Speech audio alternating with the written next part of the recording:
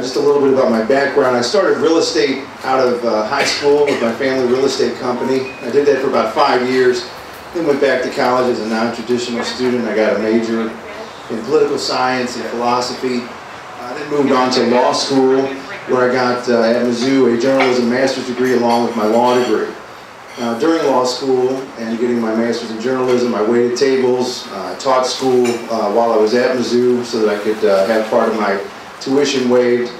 Additionally, I drove for UPS as a truck driver in the off seasons. When I got out of law school, I came back down to St. Louis. Ended up working at Fleischman Hillard, one of the largest public relations firms in the United States. I worked in public affairs in both a journalistic aspect along with my law degree. It was great. I had to drive an hour to work every day, an hour home, an hour there. Fortunately, I guess I was the only attorney in my family, and my stepmom, my dad, and my brother seemed like they were just telling everybody that they could get an ear from that I was a lawyer, and business just kind of kept coming in. I couldn't handle it. Called my wife one day from downtown. She said, "Get out of there, come back home, and we'll just hang out a shingle." That's what I did back in 2004 or 5, if I'm not mistaken. Since then, we've been lucky enough to grow. We do a little bit of criminal law, real estate law, and corporate law now. We've got 13 locations across Missouri, our main location being here in St. Charles at Boonslick, 5th Street and 70 area.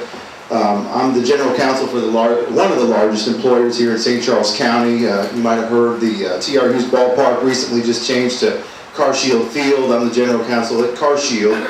I actually negotiated that $1 million 9-year plan that changed the name of the T.R. Hughes Ballpark to CarShield. We're working on CarShield Field Boulevard there at T.R. Hughes. That's a little bit of a larger task, but that's one of the next things I'm supposed to be doing for them. The way I got into my interest as far as the Senate pursuit, if you don't know it, I'm the judge in Wentzville, Missouri. The mayor's here and a couple of aldermen, they can share with you that when I was judge there, we had red light cameras back in 2009. I presided over some of those cases. It was I was quickly able to know that the reason that those had been brought into the town, it was a set of different aldermen and mayors at that time, was to bring money and drive revenue, and it was very hard to preside over those cases. I got off the bench for a little while, headed down to Jeff City to get a statewide ban. I worked in Wentzville to get rid of them, as I already kind of alluded to. Got rid of them in Wentzville with the help of the Board of Aldermen. Started beating my head against the door at senators' offices, including Senator Onder, if I'm not mistaken. Senator Dempsey was gracious enough to speak with me a couple of different times, and I was quickly able to see that trying to get something done and passed down in Jeff City is a little harder than you might hope. If you go down there with a plan, sometimes it doesn't happen exactly like you want it to.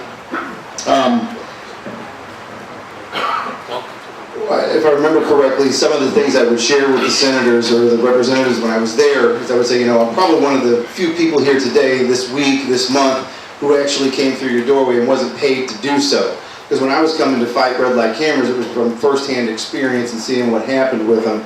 But actually, the opposite side, ATS, Red Flex, they had hundreds of thousands of dollars to come down there, and it was a hard fight. I still haven't won it, but we got lucky in St. Charles County. I spent tens of thousands of dollars of my own money to help ban that in St. Charles County. And I'd like to get back down to Jeff City and make sure we ban those statewide as well. Thank you very much.